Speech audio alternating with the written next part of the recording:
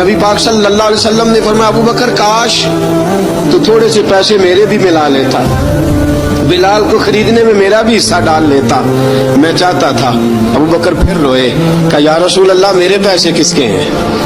آقا میں بھی آپ کا، یہ بھی آپ کے۔ جناب سیدنا بلال حبشی رضی اللہ تعالیٰ عنہ کی طرف حضور نے دیکھا تو فرمایا بلال آ یار ذرا سینے سے تو لگ جا۔ اب حضرت بلال دوڑے، جب رسول پاک کے سینے سے لگے تو ایک جملہ میرے محبوب کی زبان سے فرمایا بلال تو نے بڑی سختیاں برداشت کی ہیں، تجھے میرا اللہ ہی جزا عطا فرمائے گا، تو نے بڑے دکھ دیکھے ہیں۔ اب سیدنا بلال تڑپے، رسول پاک صلی اللہ تعالی علیہ وسلم بھی روئے۔ حضور نے اپنے ساتھ بٹھا لیا سیدنا بلال کو، حضور نے گھر پیغام بھیجا، فرمایا ختیجہ گھر میں کچھ ہے تو بھیجو، بلال آیا ہے۔ اب حضرت خدیجہ الکبریٰ اندر سے کیا آواز دیتی ہیں؟ کہتے ہیں حضور مبارک ہو، اللہ نے بلال کو آزادی عطا فرما دی۔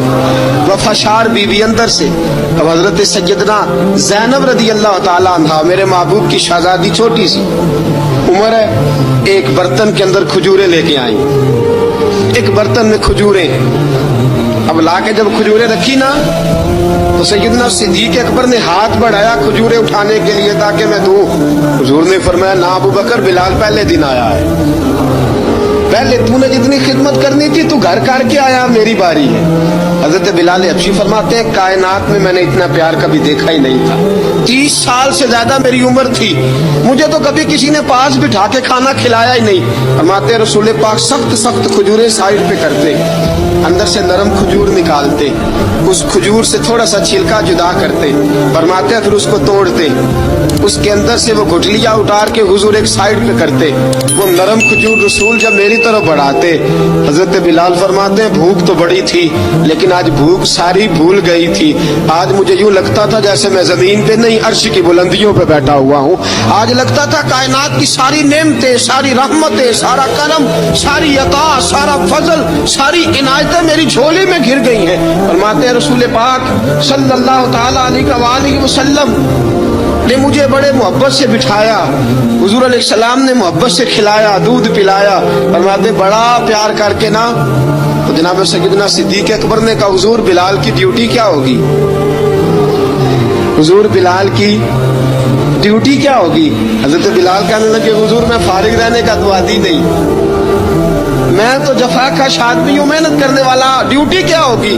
نبی کریم علیہ السلام نماز پڑھا رہے تھے، ظہر کی نماز تھی، عصر کی نماز تھی، صحیح مسلم میں موجود ہے۔ حضرت ابو ہریرہ فرماتے ہیں نماز پڑھاتے پڑھاتے نبی پاک نے قدم آگے کیا، نماز پڑھاتے پڑھاتے قدم آگے کیا اور یوں ہاتھ اٹھایا پھر واپس کر لیا۔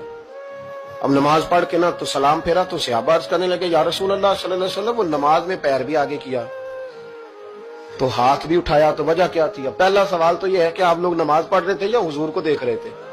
تو صحابہ تو پہلے ہی بتاتے ہیں کہ بھئی ہم تو پہلی صف میں نماز اس لیے پڑھتے تھے کہ نماز بھی ہوتی رہتی تھی اور چپ کے محبوب کی دید بھی ہوتی رہتی تھی۔ حضور سے پوچھا یا رسول اللہ وہ نماز پڑھتے پڑھتے قدم آگے بڑھایا آپ نے تو پھر پیچھے کر لیا کیا تھا، اور ہاتھ اٹھایا تو پھر آپ نے نیچے کر لیا؟ تو نبی کریم فرمانے لگے نماز پڑھاتے پڑھاتے جب میں نے کہا نا سمیع اللہ لمن حمیدہ، اچانک میری نظر اٹھی تو جنت میں چلی گئی، نظر اٹھی تو جنت میں، تیرے لیے 2-4 قدم عرش بری ہے۔